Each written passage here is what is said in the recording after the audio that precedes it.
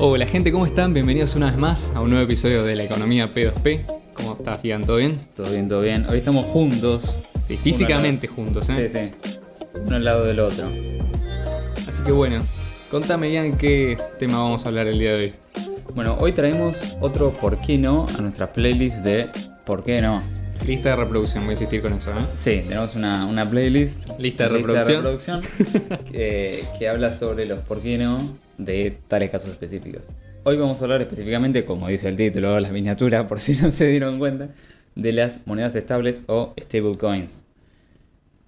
Esto, para poner un ejemplo, vendría a ser DAI, USDT, UST, todas estas cosas que... USDC. USDC.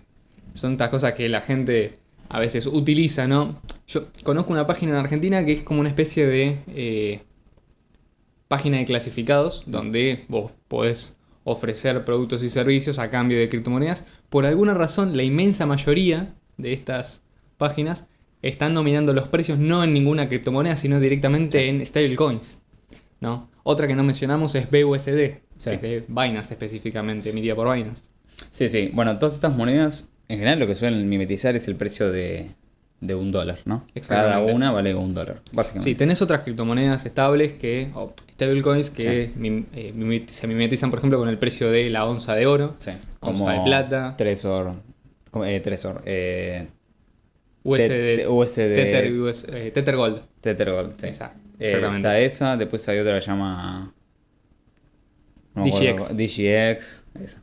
Sí, hay varias que tratan como de copiar el precio de un activo que no sea el dólar, pero vamos a ser honestos, la inmensa mayoría, Que se usan y sobre son- todo sí. por el uso que tiene en los exchanges, suele ser criptomonedas vinculadas al valor del dólar estadounidense. ¿Por qué? Sí. Simplemente porque, bueno, existe una necesidad que nace en relación a los exchanges. Es mucho más fácil para ellos crear un activo digital que la mayoría de las personas tenga como equivalente a un dólar que el dólar en sí, por cuestiones regulatorias. Entonces, esto te permite, si sos un exchange, ofrecer muchos más servicios, aumentar la liquidez que manejas y el volumen de los intercambios, ofrecer algo que tenga, al menos en teoría y en papel, un PEG o una relación con un activo en el cual ya la mayoría de las personas confían, como es el dólar estadounidense, que sabemos que es la moneda de reserva por excelencia.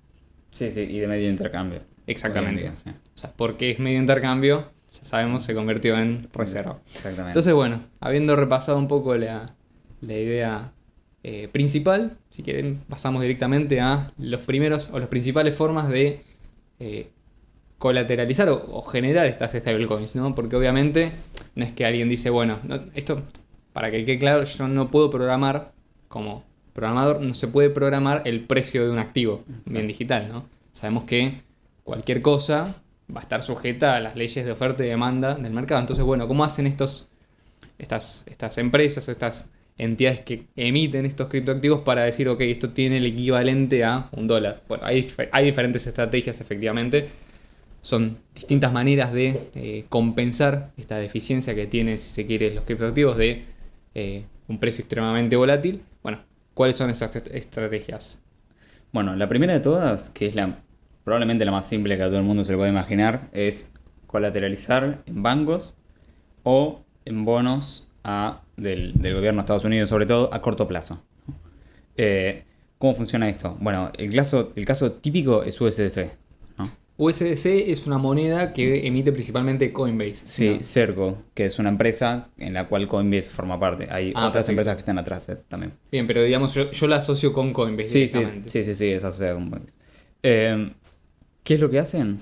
Bueno, ellos por ejemplo tienen, no me acuerdo exactamente los números, pero supongamos que tienen un 30%, supongamos que emiten 100 USDC, ¿no? 30 tienen el equivalente en dólares en un banco, En una cuenta en bancaria. una cuenta bancaria, y el otro 70 lo tienen en bonos del gobierno a corto plazo. Cuestión, si de repente la gente quiere cambiar 40 USDC por dólares, no puede. Va a tener que esperar, o sea, 30 van a poder y 10 van a tener que esperar a que puedan liquidar los bonos del gobierno a corto plazo para poder obtener el efectivo para dárselo. Pero mientras la demanda de cambiar USDC por dólares sea menos del 30%, va. No me Que acuerdo si es exactamente normalmente el lo 30. es, de hecho. Sí, sí, sí. O sea, es muy raro. Ellos, digamos, de alguna manera están haciendo una especie de reserva fraccionaria, si se quiere. En realidad, eh, sí, lo que están teniendo son equivalentes a efectivo. A ver, lo que quieren sacar estos muchachos es rentabilidad. Sacarle el porcentaje que te pagan los bonos del gobierno, aunque sea un 1%, le sacan un 1% a todo el dinero. Es lo mismo que hacen los bancos.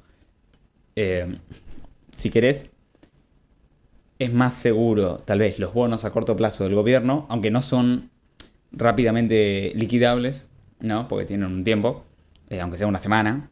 Me parecen a mí más seguros que el dinero en el banco, porque el dinero en el banco ahí sí literalmente está haciendo reserva fraccionaria. Por ejemplo, lo podemos ver el caso que pasó justo hace poco, probablemente esto sale después, ¿no? De qué pasó, pero el problema con el Silicon Valley Bank, donde tenía 0% de, de encaje, entonces literalmente hacían reserva fraccionaria con el 100% del dinero, entre los cuales USDC, o sea, Circle, tenía un 7 punto no sé cuánto, 8 o 6% de su dinero líquido, digamos, de esa parte en efectivo en el banco. Entonces, si al banco le pasa algo, se pierde ese dinero y ya sabemos que siempre ese dinero está haciendo reserva fraccionaria. En este caso, el 100% del dinero estaba haciendo reserva fraccionaria.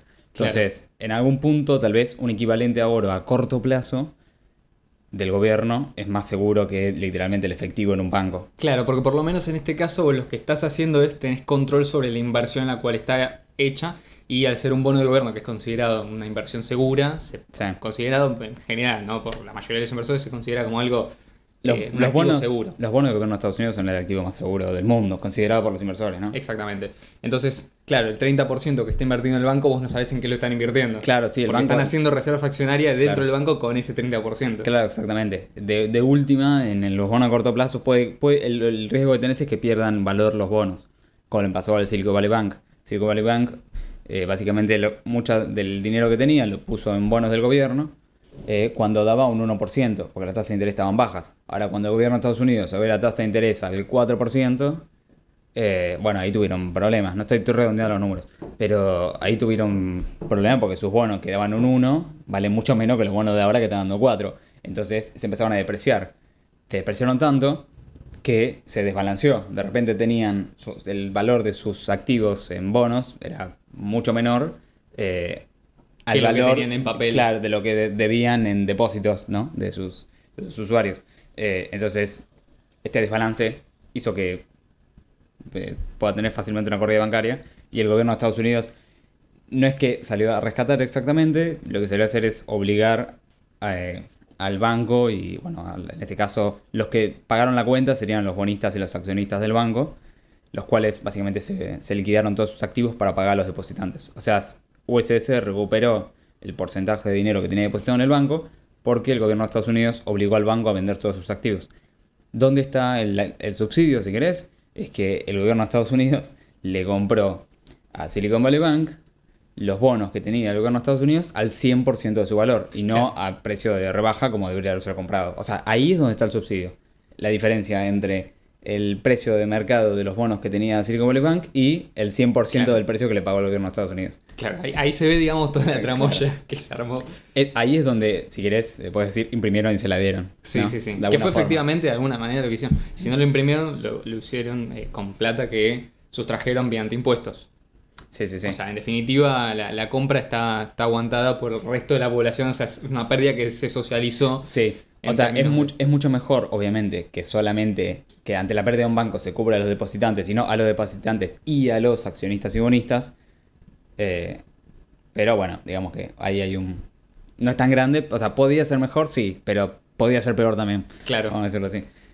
Ahora, este es un poco, quizás, el trasfondo que hay detrás de este tipo de... Porque nos fuimos un poco quizás del... Sí, sí, sí. Del volviendo carril, a USDC y volviendo particularmente a monedas tipo USDC. No sé cómo funciona BUSD particularmente, pero sé que tienen parte de sus reservas están en USDC. Tenés este tipo de inconvenientes, ¿no? Que obviamente vos estás confiando en que, primero, que es una moneda que está emitida centralmente, sí, ¿no? Sí, total. O sea, esto no es que hay un algoritmo que vos mandás tanta cantidad hace una conversión automáticamente y esto genera que aparezcan USDC del otro lado No, esto es una empresa o una entidad o una corporación Sí. generando tokens y ofreciendo una garantía de confianza en base a una promesa que hacen de que, bueno, esto va a estar respaldado por el equivalente a Sí. tantos dólares. Lo que pasa es que, bueno, hoy en día vos no podés tener, o sea, un algoritmo no puede tener una cuenta bancaria, ¿me entendés? No. Entonces tiene que serlo una empresa, obviamente, Exactamente. con nombres, con personas y, ¿no? Con una responsabilidad corporación legal. con responsabilidad. Mucha gente prefiere USDC justamente por esta idea de que está regulado como es una empresa estadounidense. Sí, y Va a además ser más difícil de que pase algo, como Sí. lo vamos a hablar más adelante en el episodio, pero también lo que tiene USDC, o sea, USDC lo que tiene es la reputación de ser una moneda, ser la más segura, ¿no? La más seria, responsable con respecto a la colateralización en este tipo de monedas. Pero bueno, acá lo que tenemos es el clásico problema de la regulación, ¿no? O sea, USDC está regulado, hay algo que tienen todas las monedas estables, por ejemplo USDC, USDT, estas que son colateralizadas o manejadas centralizadamente por un banco, y es que tienen blacklist. O sea, tienen literalmente dentro del código de Claro. la propia moneda, o sea, los códigos dentro de las cadenas como EVM, básicamente. Claro, Sí. lo O que sea, son Ethereum esta Virtual stablecoin Machine. es una dirección con un contrato inteligente y dentro de ese contrato hay una blacklist de direcciones. O sea, si vos te portaste mal, si querés, te pueden agregar a la blacklist. claro, esto no es el equivalente a un dólar digital que se puede usar de forma que tiene todas las ventajas, digamos, de uso que puede tener una criptomoneda descentralizada con imposibilidad de censurar transacciones como lo es, por ejemplo, Bitcoin Cash. No, esto tiene censura. Inclusive lo que se podría O sea, tener en un censura futuro... por protocolo de Sí, sí. del mismo contrato inteligente. Sí, sí, inclusive podrían darlo vuelta y hacerte una whitelist en vez de una blacklist. O sea, solamente las personas identificadas podrían usar la moneda. O sea, solamente las direcciones identificadas podrían usar la moneda. Eso puede ser en un futuro, ¿no?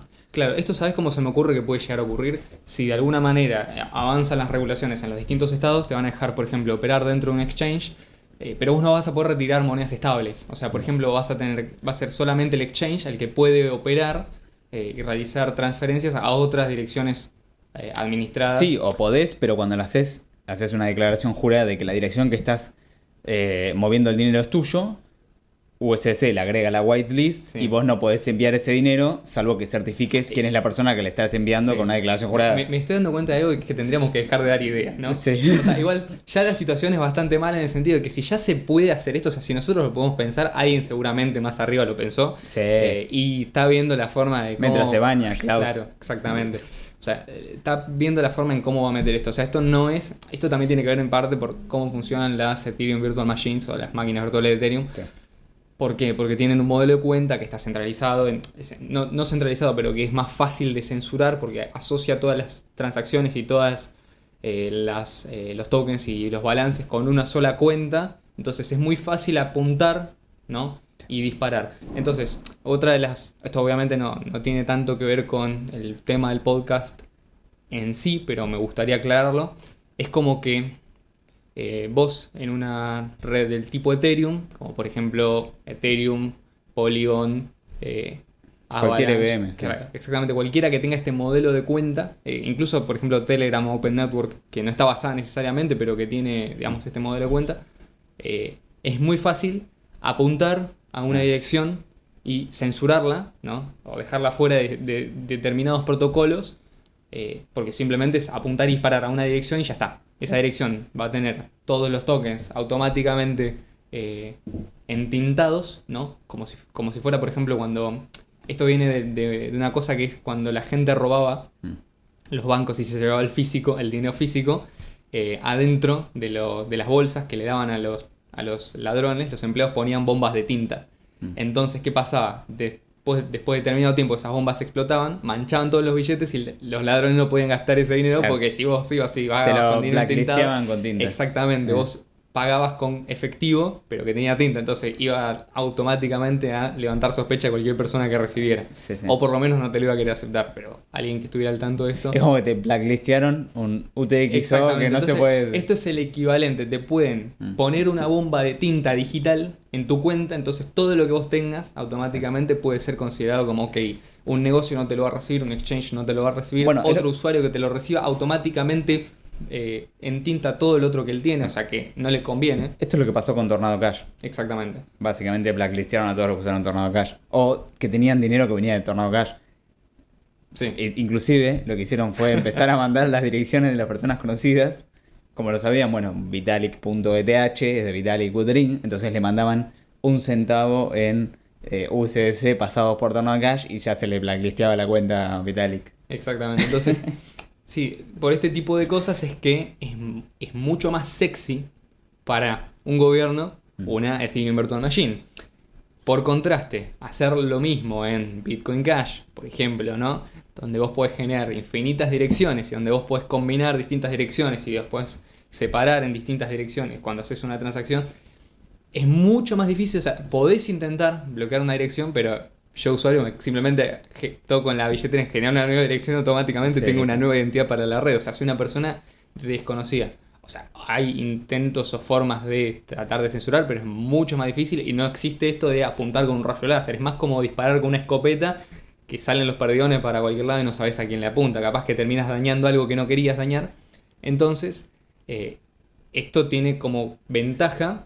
Sí, son como billetes antitinta. Exactamente. También, ¿no? Como los billetes plastificados, Sí, ¿viste? ¿no? De Australia. Y con Cash Fusion lo que vos podés Claro. hacer es pasar todos esos billetes por una máquina que los limpia. Sí, Entonces, sí, la ventaja que tiene esto es que vos podés decir, ok, como Estado, como regulador, tenés que elegir entre, ok, tengo que decir si todo lo que pasa por Cash Fusion es sucio o todo lo que pasa por Cash Fusion queda limpio. O sea, no queda un punto medio. Eso, o trato de romper Cash Fusion, cosa que hasta ahora no se ha podido hacer. La desventaja de decir todo lo que pasa por Cash Fusion es sucio es que hoy en día la inmensa mayoría de los BCH que circulan en transacciones en la cadena de bloques pasaron en algún momento Sí. por Cash Fusion. O sea, el 90% creo que habían publicado una estadística, habían pasado en algún punto por Cash Fusion en los últimos 3 meses, una cosa así, o en los últimos 6 meses, ponele, o en el último año. Sí, Pero sí. eso es, básicamente es... Y esperá que salga de beta Cash Fusion de Electron Cash en el celular. Sí, y sí, vas sí. a tener el 110% de los BCH. Exactamente. Entonces, esta es una ventaja. De nuevo, nos desviamos un poco del tema, pero creo que Sí. esto, a ver, es una conversación y nos podemos desviar todo lo que queramos. Total. El podcast es nuestro. Entonces, resumiendo, los peligros de las colateralizadas en bancos es peligro de regulación, bancos que hacen reserva fraccionaria, los bancos no tienen todo líquido, o sea, inclusive, por ejemplo, mismo las reservas de bonos a corto plazo que tiene Circle del gobierno de Estados Unidos requieren un tiempo para ser liquidadas, no son instantáneas, no es como dinero en Claro. efectivo en el banco. Y, bueno, esto también es algo que le pasa a todas las monedas estables, requieren un oráculo, siempre está el peligro del oráculo, lo cual no es algo menor, porque ya conocemos lo que hace, por ejemplo, Chainlink, que no es que... Claro. No es lo tan descentralizado que se piensa. Sí, sí, sí. Como esta idea del oráculo descentralizado, de que hay varias personas que están económicamente incentivadas a dar información correcta, y sí, pero capaz que todas esas fuentes, o sea, todas esas personas o todos esos agentes de Chainlink toman de la misma fuente. Sí, sí. Por ejemplo, si querés pedirle la temperatura en Buenos Aires a no sé, El el oráculo 1 de de- marzo, todos se van a fijar en Google Weather, ¿viste? No hay a distintas fuentes, nadie Sí. se va a montar una estación térmica para ver si... Sí, lo que hacen ellos promedian varias fuentes. Claro, exactamente. Entonces, bueno, después tenemos otro tipo que son las supuestamente colateralizadas en bancos. O sea, esta es como Tengo la- que armar otra categoría, porque Sí, es la más sí. descarada. Es como la Shady, la versión... Sí. Es la versión complicada, ¿no? Es como si estás usando esto, mejor, preferible que uses lo otro. Sí, sí, ¿no? mejor USDC que USDT, vamos a decirle las cosas como son. Que son las que básicamente son fiat al cuadrado. Es fiat ¿no? sobre fiat, Sobre fiat. o sea, es fiat al cual tenés todas las ventajas Del fiat más todas las desventajas. Sí, es como el pre-CBDC básicamente. O sea, peor que esto es una CBDC, no hay otra cosa que sea peor. Sí, sí. ¿Qué es lo que hacen? Bueno, supuestamente ellos empezaron estando igual que USDC hoy, colateralizadas.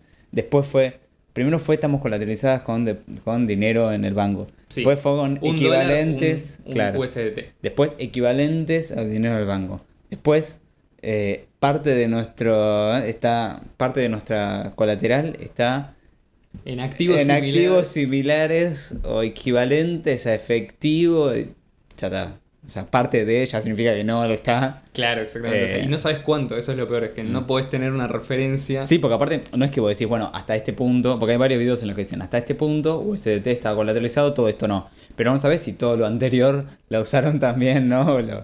Básicamente están haciendo reserva fraccionaria con, Claro, ¿qué significa con, esto? todos, con todo el colateral y con todos los USDT. Sí. ¿Qué significa esto? Que ellos pueden imprimir a discreción Sí. sin tener ningún tipo de contrapeso, es decir, sin tener que generar, digamos, o tener en reserva la cantidad de dólares que ellos tienen. O sea, puede ser otra cosa, pero en general son dólares. La cantidad de dólares que ellos tienen y después eso, digamos, cotiza igual que el otro USDT que sí estuvo emitido supuestamente en paridad con un dólar. Entonces, ¿qué te genera? Digamos, es una inflación, ¿no? Completamente artificial y que está escondida. Y la inflación se traduce en que, por ejemplo, pueden manipular el precio de diferentes activos. Como BTC. Como BTC. Esto es muy interesante porque no está en el outline que nos hicimos, pero No. es un punto que hay que mencionar. Sí. Digamos, y esto es algo no menor. Hay una estrategia que permite imprimir USDT, que es casi que cuando vos veías en un momento en el bull market que el precio de BTC subía. O sea, vos veías que habían imprimido tanta cantidad de USDT de golpe, o sea, te imprimían, no sé, 1.000 millones de USDT. Y después veías que el precio de BTC subía. Es como están usando dinero falso, o sea, Sí. USDT respaldado por nada, para comprar en el mercado dinero, entre comillas, real, como puede ser BTC, ¿no? Y el precio de BTC subía. Algo que hay que tener en cuenta es que el precio que uno ve de BTC en el exchange, por ejemplo, no es el precio en dólares. Porque No, en el precio ningún no. exchange, en muy pocos, vos podés comerciar utilizando directamente dólares, ya sea en una cuenta bancaria o transfiriendo dólares al exchange o lo que sea. Vos lo que estás usando casi siempre es un stablecoin, en general USDT. Sí. Por algo USDT es, por market cap, si vos te fijas en un sitio web, la tercera criptomoneda, entre muchísimas comillas, más popular por market cap. ¿Esto qué significa? Que son las que más imprimen, básicamente. Porque Sí. para subir el market cap lo único que tiene que hacer es apretar un botón y generar tokens nuevos. Sí, sí. Y la bola que hacían eran, imprimo USDT, compro BTC. Como tengo ahora BTC que compré, tengo más colateral. Entonces Claro, puedo el imprimir precio más. de BTC sube. Entonces el precio de BTC sube, tengo más colateral, entonces puedo imprimir más para comprar más. O sea, Entonces, es una Sí. cadena, digamos, esto es un esquema Ponzi de manual. Sí, sí.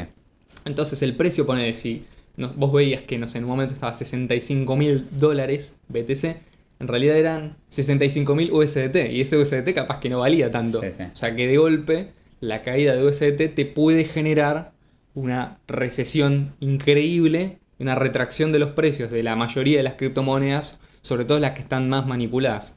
Dicho sea de paso, vos podés utilizar USDT para shortear otras criptomonedas. O sea, si por ejemplo no te gusta Bitcoin Cash, porque es todo lo contrario a lo que vos querés como institución centralizada, porque te corta intermediarios, te saca, Sí. le da poder al usuario, empodera al usuario, le permite hacer transacciones, es muy difícil de censurar. Bueno, lo que vos podés hacer es suprimir el precio. ¿Cómo lo haces? Bueno, lo que tenés que hacer es shortear, por ejemplo, Bitcoin Cash contra BTC, imprimís BTC. USDT para comprar BTC, el precio de BTC sube y ganás el short de BCH. Sí. Entonces, ¿cuáles son los problemas con este modelo? O sea, el primero es que peligro de regulación también, lo tenés, tienen blacklist, tienen todo esto. Sí, dicho sea de paso, esto pasó hace un tiempo, creo que no había banco en el mundo Sí, que le quisiera quiera. tener a Tether de Oh. cliente. Sí. O sea, imagínate, fueron de los bancos que usan los tipos para la y no los querían de cliente, imagínate lo que era eso. Sí, La sí. chanchada. Hay una cuenta en Twitter que les recomiendo que sigan, se llama Bitfinexed, que es básicamente postea cuestiones que tienen que ver con Tether y el principal emisor de Tether, que es Bitfinex, otro exchange que en su momento era el más popular por volumen. Sí. Después fue superado por Binance, pero siguen controlando la emisión de Tether básicamente. Era una empresa que era subsidiaria de Bitfinex. Sí. Entonces, bueno, tenemos peligro de regulación. Están parcialmente colateralizadas, por no decir no están colateralizadas. Hacen reserva fraccionaria al cuadrado. O sea, no solamente si es que tienen algo colateral, el banco está haciendo reserva fraccionaria, sino es que ellos hacen reserva fraccionaria con el activo también. Y dependen de un oráculo. Así mismo. Siguiente modelo, las algorítmicas. Esto es algo que nunca funcionó. Y probablemente no nunca funcione. una vez que vos tenés un algoritmo, ¿no? Tenés incentivos para romper ese algoritmo. Y si ese algoritmo no es bueno, y no digo que puedan encontrar el día de mañana un algoritmo bueno que funcione para una moneda algorítmica, pero simplemente es como... Es diferente un algoritmo que, por ejemplo, se basa en propiedades matemáticas, como por ejemplo el algoritmo de hash, un algoritmo de una firma criptográfica, o sea, que está basado en supuestos y principios matemáticos, que un algoritmo de una stablecoin que está basado en sistemas de incentivos. O sea, cómo se tiene que comportar la gente para que esto funcione. Sí. Cuando vos suponés, ok, la gente se tiene que comportar o se va a comportar de una determinada manera para que esto funcione, es posible que quien no se comporte de esa determinada manera tenga el incentivo para romper, ¿no? El P con la moneda. Y ahora, por ahí no tiene mucho sentido lo que estoy diciendo, pero vamos a explicar un poco qué fue exactamente, por si no se enteraron todavía, qué fue lo que pasó con USDT de Terra. UST de Terra. Y otra criptomoneda que se llama Haven, que está basada en el mismo principio, que tuvieron varios problemas también. Pero más privacidad, básicamente. Sí, privacidad entre muchas comillas. Sí, sí. O sea, es una criptomoneda en la cual en su momento me había interesado, pero después tuve que descartar completamente porque tenía fallas graves de diseño. Bueno, ¿qué es lo que hacen? Tratan de emitir un activo estable y como colateral emitir o destruir un activo volátil, ¿no? O sea, es una sola moneda que de un lado es volátil y del otro estable. Esto es algo imposible porque es casi muy complicado de colateralizar un activo estable con uno volátil al mismo tiempo que, o sea, vos sos el activo volátil no tenía límite. O sea, vos por cada UST podías reclamar un Luna, creo que se llamaba, ¿no? El activo. Sí, o sea, el equivalente a $1 de Luna. Claro. Entonces, en el momento en que Luna, por ejemplo, valía $10, te llevabas 0,1 Luna. Exacto. Ahora, el momento en que Luna valía 0.000001 te llevabas 10 millones de Luna, ¿entendés? Por un UST. Entonces, lo cual hacía que... o sea, básicamente lo que pasó es que se dampeó tanto el precio de Luna que la inflación que hubo en Luna fue astronómica. O sea, básicamente se descolateralizó. Exactamente, o sea, hubo un descalce en... Sí, fue un desastre. Tenemos podcast, sobre todo hay uno en el podcast No hay almuerzo gratis que hablamos de este tema, del tema de Luna. Porque fue hace bastantes meses. Sí, porque, digamos, había también otros sistemas de incentivos, o sea, te atraían de otro lado. O sea, si vos tenías Anchor, USDT, ganabas el 20, podías ganar un 20% anual. Sí, que es un interés que no existe en ningún lugar del mundo. O sea, estaba subsidiado. Exactamente. 20% fijo aparte. Sí. Creo que al final igual lo saca, pero era... Era de 19,5. Sí, era cualquier cosa. Entonces, bueno, acá tenemos 3 problemas principales. Uno, que siempre fracasaron.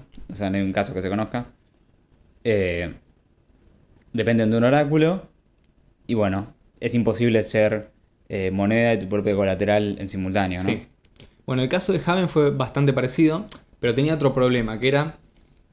digo un problema, pero ellos lo consideran como una feature o una característica de la moneda. Era que básicamente vos tenías activos, ¿no? De igual manera colateralizados por el token Haven, o sea, y vos podías, por ejemplo, emitir un activo que era XUSD, o sea, el equivalente a $1, y funcionaba de la misma manera. Vos un USD lo podías cambiar por el equivalente a $1 de Haven. Para eso utilizaban Chainlink, que tomaba el precio de los exchanges de Haven, y tenías que esperar una determinada cantidad de tiempo. Pero una vez que vos tenías el XUSD, vos lo podías cambiar, por ejemplo, por el equivalente, no sé, a el precio de la onza de plata contra el dólar, el precio de BTC contra el dólar. O sea, era como que tenías todos estos activos. Pero además, todo eso ocurría de forma cifrada y utilizaban la misma tecnología que, por ejemplo, utiliza Monero para esconder todos los montos y todas las transacciones. Entonces era como... Estaba todo tan construido arriba de una criptografía en la cual tenés que tener mucha confianza. O sea, puede funcionar, pero evidentemente más de una vez... Tiene que estar hecho perfecto para no haya un bug inflacionario. Exactamente. O sea, y digamos, los programadores cometen errores. Lo más probable es que no esté hecho perfecto. Y lo que pasó fue justamente eso. Sí. Hubo un caso, un bug inflacionario. Y después, cuando fue el quilombo de Terra Luna, lo que terminaron haciendo fue suspender los swaps. Y esto significa que es centralizado porque había alguien que podía apretar un botón y decir, chicos, en la red no se va a hacer más swaps. Sí, sí. O sea, te dan la posibilidad de controlar la red de alguna Tenía manera. miedo de que le pase lo mismo. Exactamente, tenía miedo que pase lo mismo y supuestamente lo actualizaron, pero bueno. Digamos, la promesa es completamente eso, se queda una promesa. Y sigue siendo en definitiva el mismo algoritmo. Ahora supuestamente le ponen otro nombre porque es el algoritmo Java en 2.0, ¿viste? Sí, Con una es nueva lo sistema. mismo con... Claro. Es lo mismo más arcoiris. Claro, más staking, más Sí. sistemas de colateralización múltiple, más un algoritmo de consenso, más, no Una sé. DAO. Claro, le falta poner un botón de emergencia, ¿viste? En algún lugar como para decir, ok, esto lo podemos parar en cualquier momento si vemos que alguien quiere hacer algo que estropea los incentivos de Sí, la sí. red. Pero eso en definitiva significa que vas Son a depender parches. siempre de un único ente. Están parcheando. Exactamente, o sea, están arreglando algo que ya demostró no ser útil. Y además, otra cosa, ¿para qué vas a querer una stablecoin? Esto no es algo que no dijimos, pero vos querés una stablecoin de algo que ya sabés que se va a devaluar Sí. y que no está colateralizado por absolutamente nada, como lo es el dólar estadounidense. O sea, sabés que el dinero fiat, por definición, no necesita colateral. Ah, ¿no está colateralizado en plata y oro? Mucha gente cree que sí. Sí, Esto es sí. algo que... Eso es más- posta, no Sí, jodas. no. O sea, vos preguntale, por ejemplo, a la gente en qué está respaldado, no sé, el peso argentino, no le preguntes el dólar. Y te van a decir, el dólar o el peso están respaldados por el oro del Banco Central. Sí. Es mentira. Que lo tiene todo Estados Unidos en Montreal, Sí, sí. No, pero bueno.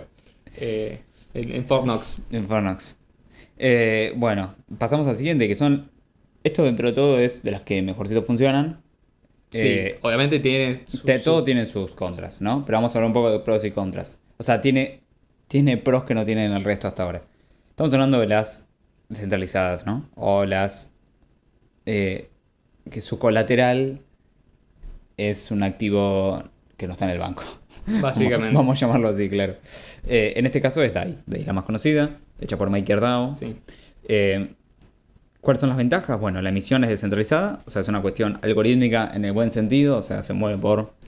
Básicamente vos podés darle Ethereum o otros activos como colateral y vos vas a recibir una cantidad en DAI. Obviamente si vos mandás, no me acuerdo cuánto es el porcentaje de colateralización, pero si vos, por ejemplo, le das $10 en Ethereum, te vas a llevar $8 en DAI. No recuerdo exactamente los números, pero siempre vas a recibir menos de lo que das, porque tienen que estar sobrecolateralizadas. ¿Por qué? Porque si cae el precio del activo con el que están respaldados Ethereum, van a quedar descolateralizadas. Entonces siempre están sobrecolateralizadas como un 200% o 200 y pico por ciento. En su principio era single collateral DAI, o sea, estaban colateralizadas por un solo activo, Ethereum. Luego se pasó a multi-collateral DAI, que básicamente está colateralizada en más activos. ¿Cuáles son esos activos igual? Claro, sí, son todos activos. Ethereum, WBTC y entre otros, que acá si querés viene un poco las contras. Está bastante colateralizado en USDC. Sí, creo que un 35% más Sí. o menos de la colateralización es USDC. Sí, el número la verdad También, que... por ejemplo, BUSD, o sea, no, Sí. no es que tienen y USDT. Sí, sí. También, estos números cambian todo el tiempo, ¿no? Capaz ahora decimos 35, del año que viene 50 o no. Pero en Pero el momento vos, era bastante, ¿no? claro, vos cuando ves el número, vos cuando ves el precio, si llega a caer en algún momento el precio de USDC, como pasó con el problema de Silicon Valley Bank, vos ves el precio de DAI y se mueve exactamente igual. O sea, USDC se va a 0.92, DAI se va a 0.92. Vuelve a 100, vuelve a 100. Es así. Entonces, eso es una desventaja, si querés. Están colateralizadas con monedas estables. Fue como la vuelta que le encontraron para que, no, tener un poquito más de estabilidad, porque en el momento tambalearon, entonces tuvieron que poner monedas estables. Sí, sí. Tuvieron que colateralizarse en otras monedas estables. Más de uno se asustó porque ¿qué pasa? Cuando vos, por ejemplo, tenés un mercado, ¿no? Donde Ethereum cotiza contra el USDT está recontrainflado, usan USDT para comprar Ethereum. Vos tenés los DAIs colateralizados con Ethereum, cuando cae USDT de golpe se te desplomó toda la cadena y termina afectado DAI. Y Sí. especialmente los mismos, digamos, ahorradores en DAI son los que se perjudican. Además, hay un montón de protocolos que utilizan después DAI, por ejemplo, para dar rentabilidad en Sí, términos sí. de porcentajes anuales y demás. O sea que es toda una pirámide construida en una base que en general no suele ser lo suficientemente sólida. O sea, hoy no podemos entender el mundo cripto, si se quiere, ¿no? Sí, desde el punto de vista de las finanzas, sin entender el rol que juegan las stablecoins o monedas estables, ¿no? Dentro de lo que es el sistema. Sí, y otra de las cosas es que si baja mucho el precio de Ethereum o de los activos que tienen la colateralización de DAI, básicamente se rompen todos los contratos. Exactamente, se liquida. Se liquida todo, sí. Lo cual es un problema, porque, bueno, o sea, todavía no pasó, pero debería caer mucho más. Pero es una posibilidad real, o sea, no está fuera de las leyes de la física. No. Que Ethereum pueda caer demasiado, Sí. o los activos demasiado, o pueda pasar que, no sé, explote USDC, baje mucho Ethereum, se rompa DAI y tengan que liquidar todo su colateral, haciendo que baje más el precio de Ethereum, pues arranca la bola para el otro lado. Es un tema. Pero bueno, es otra opción. Después tenemos otras formas de estabilizar tus criptos. Acá, si quieren, es un punto medio aparte. Sí. Tenemos un episodio Pero, hablando de a esto. ver, esto, digamos, acá ya cerraríamos Sí, lo que cerramos son las versiones mainstream. O sea, puede ser que haya Un poco a lo más. mejor alguna otra criptomoneda Sí. que haya intentado hacer algo similar. La verdad, esto en realidad es lo más popular y es lo que realmente termina siendo un eje central en lo que es la puja por Sí. el precio de las criptomonedas. Obviamente en este podcast no es que hablamos de precio, sino que tratamos este tema específicamente para que se note que las stablecoins, como muchas personas creen, no son la solución al problema. Sí. Pero sí, no es que esto, digamos, queda completamente al azar y que vos sí o sí, si querés utilizar, por ejemplo, Bitcoin Cash, tenés que necesariamente fumarte, por decirlo así, o tolerar cierto nivel de volatilidad que puede no ser de tu agrado. Sino que, al contrario, hay formas en Bitcoin Cash de estabilizar el precio en términos de algún otro activo, como puede ser, por ejemplo, el dólar, que tiene obviamente algunas desventajas, pero que suele ser bastante competitivo y bastante transparente Sí. en relación a el resto de las otras formas de colateralización, por ejemplo, que existen, como son las que ya vimos en este episodio. Sí, me olvidé de mencionar la otra ventaja de DAI, es que depende de un oráculo. Entonces, en resumen, está bastante colateralizada en USDC, los puntos negativos, ¿no? Está bastante colateralizada en USDC, si baja mucho el precio, se liquida todo y dependen de un oráculo. Entonces, pasando a otro punto, comentaba Leo, esto está en el episodio 24. Pues, O sea que si les interesa y les recomendamos vayan y lo escuchen porque lo explicamos seguramente mucho mejor. O no sé. Sí. Lo explicamos y ahí van a poder, digamos, entender un poco más de cómo funciona. Si les interesa, obviamente, también se pueden sumar al grupo de Telegram de Bitcoin Cash Argentina y obviamente si quieren usar la tecnología les vamos a dar una mano porque es extremadamente fácil y si bien esto es un producto que todavía tengo entendido está en beta, ya funciona realmente, no cambiaría mucho en relación a cómo sería el producto final. La cuestión de que está en beta es que, por ejemplo, si llega a pasar algo, bueno, estábamos en beta, van a decir. Sí. O sea, pero es bastante confiable y de hecho yo lo he utilizado varias veces sin ningún inconveniente. Sí. ¿Qué es lo que se hace? Bueno, en vez de... si te interesa la profundidad, vas a darle el episodio 24 directamente. Exactamente. Esto es una tecnología que se llama AnyHedge, Sí. que está basada en contratos inteligentes incluidos dentro de una transacción de Bitcoin Cash. O sea, vos Sí. dentro de una transacción de Bitcoin Cash podés, por ejemplo, decir, bueno, quiero que estos Bitcoin Cash los pueda gastar solamente esta dirección a la cual les estoy enviando, que es lo que hacemos normalmente cuando tocamos el botón enviar. Sí. Obviamente esto lo hace por detrás la billetera, creando una transacción compleja y haciendo todas las cuentas por nosotros, todos los cálculos criptográficos y firmando lo que haya que firmar. Ahora, esto no se limita solamente a todo lo que puede hacer Bitcoin Cash, sino que se puede hacer más cosas. Por ejemplo, contratos inteligentes del tipo, ok, vamos a fijar un oráculo, ¿no?, que introduzca información del precio de afuera hacia adentro. O sea, esto obviamente también depende de un oráculo, que puede ser una desventaja, aunque ya vamos a ver por qué quizás esto se puede mitigar con Sí, cuestiones se de puede mercado. mitigar un poco más. Sí, se puede mitigar.